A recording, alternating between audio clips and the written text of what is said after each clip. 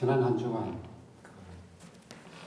이혼 숙녀 캠프라는 프로그램을 좀 접하게 되었습니다. 세상에 그걸 보면서 좀 많은 분들이 아픔을 세상을 향해 외치고 있구나. 거기에 나오게 보면 왜 내 사정은 몰라줘? 왜 내 입장은 입장도 알아주지 못해? 내 억울함은 어디서 풀어? 이렇게 소리를 지르는 그 장면을 보았습니다. 참 뉴스를 접해보면서 곳곳에서도 세상을 향한 외침들이 많습니다. 왜냐하면 정말 차별들이 너무나 많기 때문에 또 불공평한 것들이 투성이고 심지어는 정말 내로남불 억울함에 극치에 달하는 그러한 국가의 사정들 또 사회적인 분위기들 이것들이 참 많습니다. 세상을 이렇게 기기를 보면 참 억울한 외침들, 분노의 외침들, 고통의 외침들이 끊임없이 막 퍼져가고 있구나라는 것을 알게 되었습니다. 그래서 인간 삶 속에서는 참 가장 무서운 것이 고통 그 자체가 아니라 그 고통이 영원히 끝나지 않을 것 같은 두려움이라고 그렇게 합니다. 진짜 해결할 수 없는, 해결될 것 같지도 않는 그 삶이 가장 큰 두려움이라고 합니다. 오늘 이사야서 이 배경에도 마찬가지죠. 우리 유다라는 나라가 주위의 그 나라들에게 막 시달립니다. 어떻게 할 수도 없는 그런 상황에 놓여져 있습니다. 근데 여기에 하나님께서 선지자를 통해서 그들 향하여 들려주는 메시지가 뭐냐면 결국 내가 해결해 주겠다. 하나님은 그대로 이대로 두지 않겠다. 그리고 이 상처를 통해서 고통하도록 그냥 팽개쳐지지 않겠다. 그리고 내가 반드시 확실하게 내가 해결해 주겠다. 이런 묘사가 여기에 34장에 복선이 담겨져 있습니다.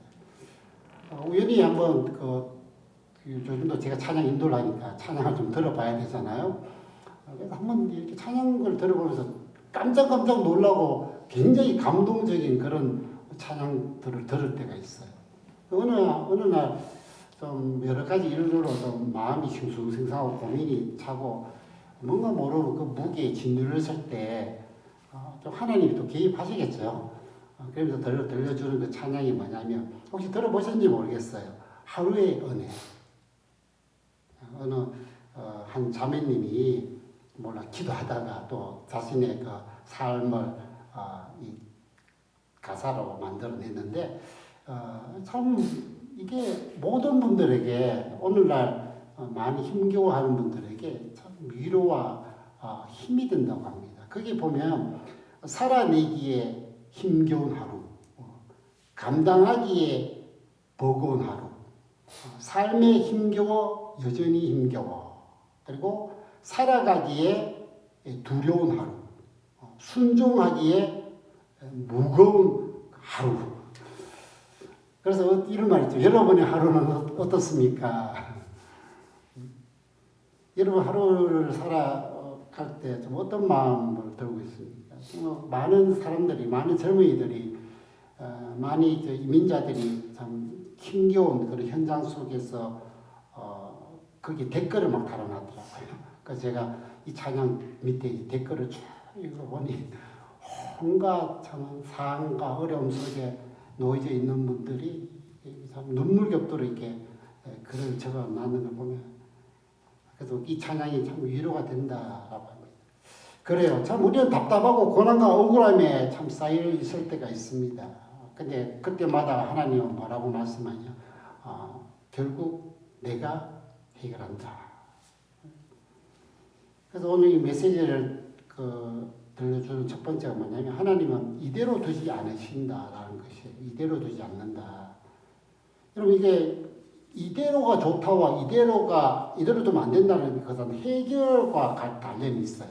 다 해결됐으면 이대로 좋은 거예요. 그러나 해결이 안 되면요 이대로 두면 안 되는 거죠.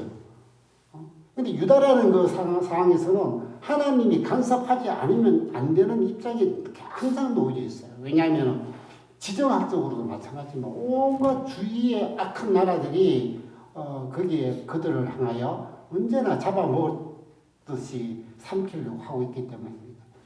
뭐 그 당시에 이스라엘이나 현대 유대인이나 공통점은 너무 비슷하죠. 이 유대인들의 그 입장은 한마디 이렇습니다. 공공의 적이다.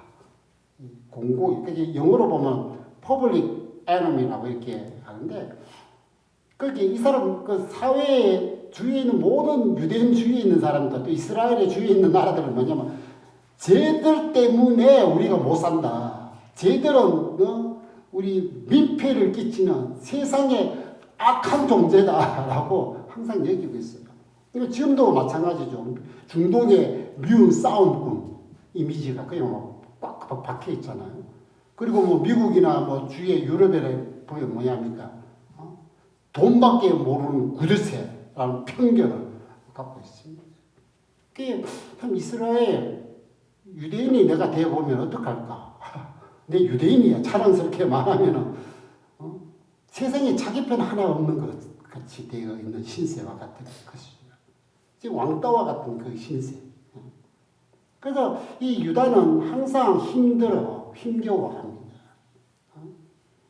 그리고 옆에 암몬, 모아, 이집트, 그리고 또 아수르, 그다음 바벨론, 막 시대마다 시들리고 한마디면 바람살 없는 그런 상황에 놓여져 있습니다. 사실 제가 이번에 몰랐던 한국의 기독교 사랑꾼이라 하는데 혹시 진태현이라는 분이 있다고 해요. 그래서 저희 사모가 진태현 이 사람 처음 보는데 근데 이분이 이제 유튜브를 하는 걸 제가 한번 봤거든요. 그래서 거기에 제목이 뭐냐면 왜 기독교인은 힘든가? 이렇게 지금 문제를 제시하고 이게 답을 막 이렇게 하더라고요. 기독교인은 왜 힘든가? 그래서 뭐라고 할까 이렇게 좀 들어봤거든요. 기독교인은 세상 살기 힘들다. 왜냐하면 세상처럼 살지 않기 때문에.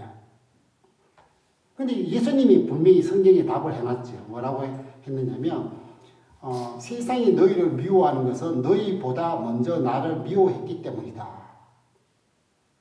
그래서 제자들이 세상에 미운 오리 새끼처럼 되잖아요. 또 그리스도도 미운 오리 새끼처럼 되는 이유는 세상이 예수님을 먼저 미워하고 우리 그 제자들이 예수님 편이기 때문이거든요. 우리 기독교인들이 왜 힘드냐? 유대인들이 왜 힘드냐? 하나님 편에 서 있기 때문에 라고 이야기를 하시는 겁니다. 그래서 어디서 위로를 얻을 수 있을까?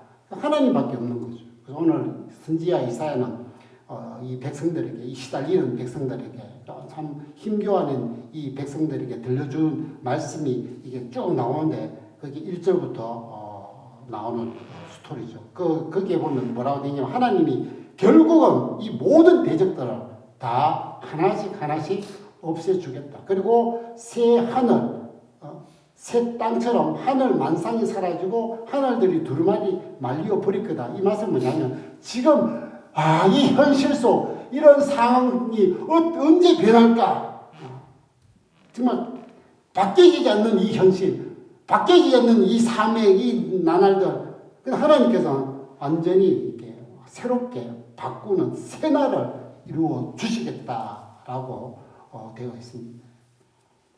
그래서 우리가 참 이 이스라엘은 항상 하나님 편에 있기 때문에 우리가 영적으로 보면은 악한 영들이 이 주위에 있는 수많은 나라들을 일으켜서 이스라엘을 공격하고 위협하고 그리고 멸망시키려고 그렇게 하죠.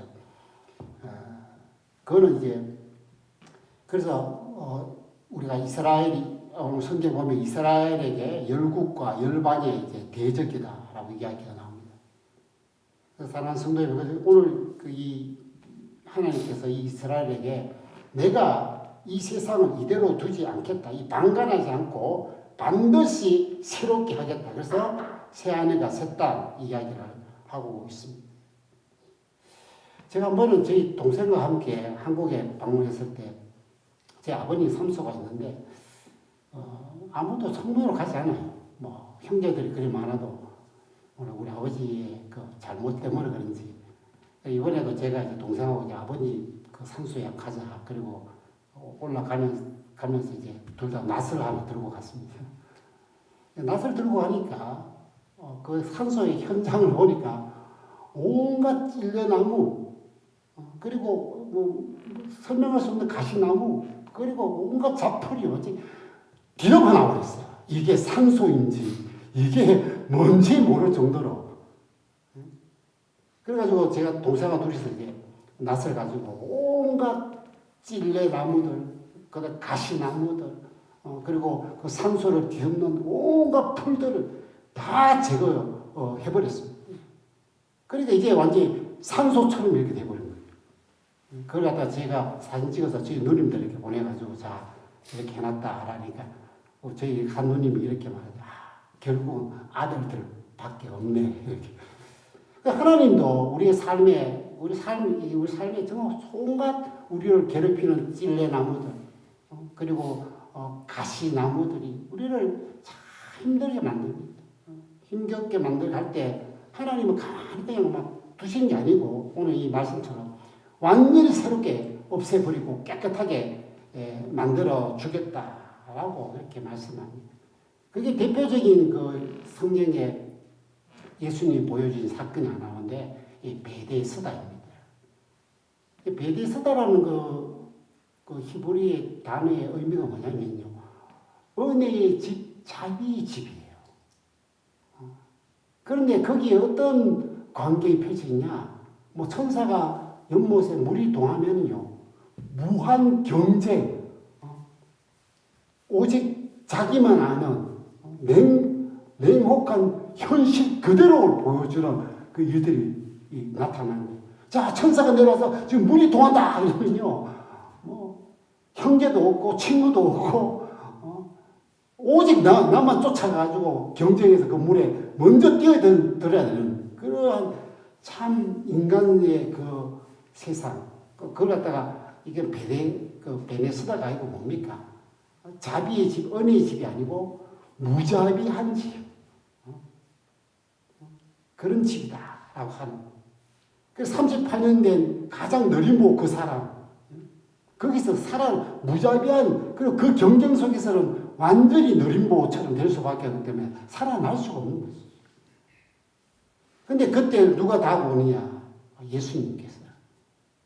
그 제일 마지막에 경쟁에 처져 있는 38년 동안 그 경쟁에서 언제나 밀려오고 있던 그 사람에게 다가갑니다. 그리고 완전히 새롭게 이렇게 변화를 시켜준 것이죠. 이 말 메시지 중에서 뭐라냐? 참 아무것도 안 되고 오직 고통과 병의 그 찌들림 속에서 살아가는 이 모든 믿는 사람들에게 오직 예수만이 와야 새로운 삶이 나타난다는 것을 보여주고 분명히 우리 주님은 이대로 그냥 두지 않는다. 38년의 병자같이 그리고 이 유다처럼 늘 시달리면서 결국은 바벨론에 끌려 패망한 그 직전에 있는 이런 상태를 그리고 끌려가가지고 처참한 불명예와 모욕과 온통 삶의 소망 없이 살아가는 그 영혼들에게 향하여 하나님께서 해주시는 메시지는 뭐냐? 내가 이대로 두지 않겠다. 내가 반드시 새로운 날, 새로운 일, 새로운 역사를 너에게 이루어 주겠다라는 그 메시지가 담겨집니다. 두 번째는 뭐냐면 상처죠. 상처를 내버려 두지 않는다. 여러분 참 상처. 그래서 이런 말이 있어요. 깊은 상처는 남는다. 그래서 우리가 물리적 상처가 있잖아요. 우리가 심하게 깊이 이렇게 피부에 진피전까지 이렇게 손상이 들어가면요, 이거는 상처가 남게 돼 있어요. 그리고 마음의 심리적인 것도 우리가 너무 자기가 감당할 수 없이 되면요, 흔적이 나는데 그거를 뭐라 하냐면 트라우마라고 그렇게 하죠. 트라우마. 그래서 이것이 이제 반복적으로 평생 이렇게 나타나게 되는 겁니다. 오늘 성경에서 하나님께서는 유다 민족의 가장 큰 게 상처를 준 대표적인 한 족속을 등장시킵니다. 그게 바로 에돔입니다. 에돔은 유다에게 깊고 씻을 수 없는 상처를 준 형제 국가다. 그래서 역사상으로 에돔이 유다에게 어떠한 일들을 일으켰냐. 우리가 다 알다시피 모세가 데려왔을 때도 물 한 잔 주지 않았어요. 우리는 안 된다고 이렇게. 전혀 도움의 손길을 주지 않았어요. 그리고 끊임없이 이스라엘이 멸망하기를 저주한. 저건 죽어야 돼. 저건 사라져야 돼. 늘 저주했어. 그리고 연합돼서 이스라엘을 힘들게 하는 일에는 꼭 동참해가지고요. 같이 공격을 하는 경우도 많았습니다. 그 대표적인 이제 마지막 사건이 뭐냐면요. 바벨론이 침공했을 때 일입니다. 그래서 오바다 선지자가 그 에돔이 저지른 행악을 성경에 기록해 놨습니다. 도대체 이 에돔은 어떤 식으로 했느냐 하니까 바벨론이 이렇게 공격했을 때 이제 수비가 약해져 있는 그 턴을 타가지고 예루살렘으로 들어가가지고 약탈하기 시작했어요. 남이 약할 때, 남이 힘들 때 그걸 이용해 하는 식이고요. 그리고 모든 기준부가 돈 될 만한 걸 다 훔쳐갔다고 합니다. 그래서 예루살렘 약탈의 선봉자가. 그리고 이 에돔이 이제 처음에는 이제 이스라엘 편에 들어서 도와주겠다 하다가 이 상황과 정황을 보니까 이거 불리하니까 갑자기 배반해서 바벨론에 합류를 하게 합니다. 그래서 바벨론에 합류해서 이제 배신을 하는 일이 벌어지고요. 그리고 이제 유다가 이 바벨론에 대해서 고통받고 있을 때요. 입이 찢어지도록 기뻐 웃었답니다. 야, 불난 집에 그거 보고 잘 됐다고 입이 찢어질 동안에 막 기뻐 날뛰고 있었다고 그렇게 하고요. 그리고 이제 마지막으로 보면 이 바벨론 군사가 쳐들어가니까 이 유다 사람들이 막 도망을 가는데 도망가는 길에 막아버렸어. 그리고 그들을 잡아가지고 바벨론 군사에게 돌려주거나 아니면 약한 자들은 거기서 죽여버렸어요. 자, 이런 유다에게 도대체 에돔은 얼마나 큰 트라우마를 남겨주었을까. 그래서 오늘 성경에 하나님은 그 모든 것을 한마디로 딱 요약해서 신원이라는 단어를 사용하십니다. 이 신원이라는 건 원래 법정 용어에서 시시비비를 가리거든요. 어떤 시시비비냐면 우리가 이 억울함 속에는 뭐가 다니면 한이 들어가고 원통함이 이렇게 포함이 됩니다. 너무너무 억울한 거예요. 이런 억울한 트라우마가 이렇게 들어가면요, 이게 해결하지 않으면 안 됩니다. 그리고 우리 삶에서도 우리가 외상형 장애 있는 사람 있잖아요. 그래서 공황장애도 나오고 외상형 전쟁이 나오는데 제가 한번 유튜브를 봤거든요. 이 군인이 미국 전직 군인이었던 거예요. 이 자기 엄마가 이제 그 경찰에 불러서 지금 우리 아들이 좀 트라우마를 겪고 있다 하니까 이 뭐하고 있느냐니까요. 그 뜨거운 땡볕에요. 총처럼 이렇게 행동하면 거기서 적군을 향하여 그걸 3시간, 4시간 그 땡볕에서 이러고 앉아고 있는 거예요. 그리고 건드리면 공격한 거예요. 그때 누가 다 왔냐면 경찰 중에 똑같이 그 이라크나 아프가니스탄에 경험했던 파병 군인 출신이 와가지고 그걸 아는 거예요. 그 전쟁 속에서 이게 전쟁이라는 그 정말 끔찍한 트라우마에 겪은 그걸 보면서요. 괜찮다. 적군 갔으니까 괜찮다라고 위로하니까 먹혀 들어가가지고 이게 푸는 장면이 보여요. 그렇지만 이 미국에는 이 전쟁 외상형 트라우마 때문에 난리가 아니고 총을 들고 막 쏜다지 마을에 위협을 던다지 그리고 그 심리학에서 인간 중에서 가장 크게 남는 상처는 뭘까라고 하는데 오늘 이 유다가 겪었던 배신입니다. 배신이 왜 인간에게 엄청난 오랫동안 지속돼도 상처가 치유되기 힘들까 보면 여러 가지 이유가 있는데 하나는 내가 믿었던 사람이에요. 신뢰 붕괴. 믿었던 사람에게 이렇게 신뢰가 붕괴되면요. 그다음부터 사람을 믿으려고 하지 않습니다. 이제 불신이 생겨. 그리고 이런 이 신뢰의 붕괴는요. 감정적 고통을 좌우시킨답니다. 분노하고 슬퍼하고 특히 상실감들이 일어납니다. 의욕이 사라집니다. 야, 세상 믿을 사람 없어. 세상 믿을 것도 다들 나한테 이렇게 되면요. 삶의 이렇게 상실감들이 이렇게 약해지고, 그리고 이 자기 보호 본능이 굉장히 심해진답니다. 심해서 부정적 행동을 이렇게 나왔고, 마지막으로 용서가 안 된다. 배신은 용서가 안 된다. 왜냐하면 이 과거의 상처에 갇혀있기 때문에. 이 에돔의 이 배신에 견딜 수 없는 이 상황에 하나님께서 오늘 뭐라고 하냐면 내가 그 상처를 아물게 해줄게 라고서 신원의 날을 말씀하셨습니다. 오늘 성경 말씀에 이것이 여호와의 보복하는 날 시온의 송사를 위하여 신원. 참 억울한 이 상처 투성이 하나님의 손으로 이렇게 만져주신다. 헬렌 오웬이 이런 용어를 썼습니다. 상처받은 치유자. 예수님을 바라보면서 예수님의 십자가의 그 고통과 그 상처받았잖아요. 근데 똑같이 그 입장에 있는 모든 사람들에게 치유할 수 있다. 그래서 예수님을 상처받은 치유자다. 이렇게 했습니다. 오늘 예수님 앞에 치유 안 될 사람이 누가 있겠습니까?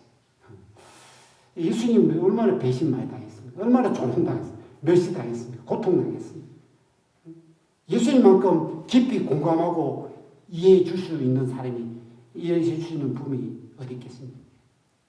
그래서 하나님은 우리 사랑하는 성도들이 갖고 있는 이 믿음의 길에서 겪는 모든 깊고 깊은 세상으로서는 치유될 수 없는, 세상에서는 어떻게 아물 수 없는 그것을 그대로 두지 않고 오늘 반드시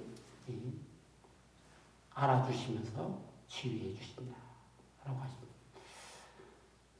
그리고 마지막으로 하나 더 보면은 어정쩡하게 두지 않는다. 자, 하나님께서 이 정도까지 말씀하시면 됐을 것 같아. 내가 에돔을 처리해버리겠다. 남기지 않겠다. 그런데 좀 우리가 한번 생각해봐야 될 거는 그 34장 그 9절부터 위에도 있지만 9절부터 17절까지 계속해서 반복을 하는 거예요. 무슨 반복을 하냐면요. 우리가 이런 게 있잖아요. 저도 마찬가지지만 그 암이 걸린 사람들, 그 암을 죽이기 위해서 온갖 약을 쓰고 방사능 쓰고 하잖아요. 근데 암이 이제 살아서 없어요. 그러면 이제 완치 판정을 받습니다. 그 다음에 10년 경과를 이제 보거든요. 그래서 그걸 이유를 제가 이번에 어느 암 전문의 그 박사가 이야기하더라고요. 여러분, 암은요, 재발되면 끝장납니다. 왜냐하면 암 치료하기 때문에 몸을 완전히 정화시키고 아니라 모든 것을 약화되어 있거든요. 그래서 암이 재발되면 이게 폭발적으로 늘어나서 악화돼가지고 끝장납니다. 그런데 오늘 이 유다에게 에돔은 어떤 식이냐? 자다가 벌떡 뛰어나게 만드는 그런 상황이에요. 근데 하나님이 에돔 처리해주겠다. 남겨없이 그냥 다 끝장내주겠다라는데 이게 믿겨질까 안 믿겨질까? 그래서 하나님께서는 이걸 아주 에돔을 처리하는 데서 길게 반복, 강조 그렇게 이야기합니다. 그래서 내가 에돔을 어떻게 처리하냐면 소돔처럼 내가 만들어주겠다. 소돔처럼. 그래서 소돔의 연못같이 유황불이 영원토록 타게 만들게. 그래서 이걸 회복 가능성이 없게 만들어주겠다. 그러면 예스 이렇게 돼야 되는데 또 하나님께서는 계속해서 말씀합니다. 왜냐하면 이 트라우마가 쉽게 되지 않기 때문에 이게 우리가 참 이런 영적인 트라우마가 쉽게 되잖아요. 정말 우리 계속적으로 이게 반복돼도 저도 마찬가지입니다. 정말 하나님 일하실까? 하나님 그렇게 해주실까?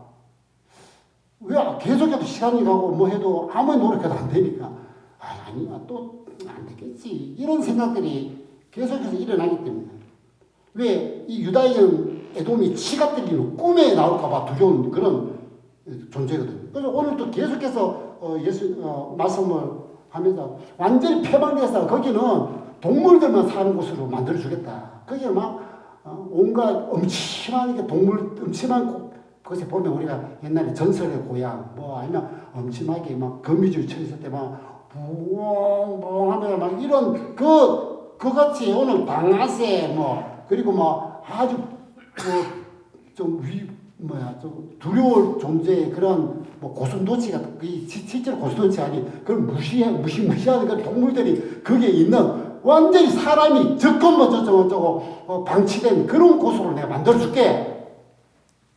그까지는 우리였어. 근데 또 이야기하세요.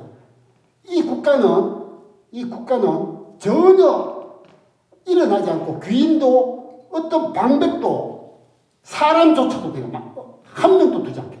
이 나라가 다스릴 수 있는 사람을 한 명도 만들어 두지 않겠다. 뭐 그 정도까지 해석되는데 이제는 계속해서 말씀드립니다. 그리고 완전히 폐허된 곳들이 있거든요. 우리가 역사상으로 모든 정말 잘 나가는 나라들은요 폐허가 안 된 그런 도시가 없습니다. 그 폐허가 되면 온갖 덜 짐승들이 여기 우르하거든요. 그렇게 내가 만들어 주겠다. 그러면서 또 이래도 안 되면 하나님께서 뭐냐면 16절에서 뭐냐면 내가 성경을 읽어봐. 내가 이야기하고 안 된 거 있냐고. 이게 짝이거든요. 내가 이집트를 내가 가면은 이집트를 내가 재앙을 내리겠다. 그 실제로 재앙이 일어났어요. 내가 너희를 이집트에서 건져내겠다. 그 실제로 건져나고. 내가 저 여리고 성이 무너지게 하겠다. 근데 나중에 무너졌어요. 이게 뭐냐? 짝이라는 거예요. 짝. 하나님께서 말씀하면은 안 되는 게 어딨냐? 다 되었어. 그렇게 이야기를 한 겁니다. 왜냐하면 사람 속에는 뭐가 있기 때문에 그럴까요? 불안 요소와 의심 요소가 있어요. 떨쳐버리기가 힘든 거죠. 우리가 말이지 이렇게 너무 시달리고 많은 사람에게 걱정하지 마. 또는 괜찮아. 그러면 나만 믿어. 여러분 그런 말들 수없이 하면 그게 되는 사람이 있고 안 되는 사람이 있는 거예요. 되는 사람은 뭐 아주 제처럼 이런 건장한 사람은 그래 괜찮아 오케이 이러지 마. 너무 많이 시달리고 너무 괴로워지고 정말 너무 많은 상처투성이 있는 사람은요 염려와 근심에 쌓인 사람은 말이 안 통하는 거죠. 진짜 그런 일이 일어날 수 있냐? 진짜 지금 유다가 그런 상태예요. 정말 믿음도 거의 바닥이고요. 너무 많이 시달리고. 그래 하나님이 에돔을 완전히 내가 끝장내주겠다. 정말 역사상에서 사라지게 만들어주겠다. 이런 고통, 그런 아픔, 그런 억울함, 완전히 내가 배반의 것까지 내가 다 만들어주겠다 해도 어떻게 됩니까? 안 믿어지는 거예요. 그래서 오늘 뭐라면 거듭 이야기하고 반복하고 강조 이걸 갖다가 뭐라 하냐면 반복의 법칙이라고 하고 반복의 법칙. 이런 반복을 우리가 많이 하는 이유가 문학에서는요 반복을 많이 강조하기 때문에 강조. 디자인에서 반복적이 막 이렇게 나잖아요. 이거는 통일감을 주는 거예요. 습관형에서 작은 반복은요 큰 변화를 일으킨다. 하나님도 이 반복 법칙을 사용합니다. 언제까지입니까? 이 믿음이 약해지고 물렁해지고 연약한 이들이 굳세지고 강해지고 굳건해질 때까지 믿음의 형성이 확실히 될 까지. 그리고 이 유다인들에게 이 믿음을 확실히 하나님이 하고 반드시 될 거다. 왜 믿음입니까? 왜 우리가 믿음을 계속 이야기합니까? 여러분 왜 우리가 믿음이 있어야 됩니까? 왜냐하면 믿음이라는 건 삶의 태도, 목표, 어려움을 극복하는 방식의 차이를 만들기 때문에 믿음이 있는 사람은 어떻습니까?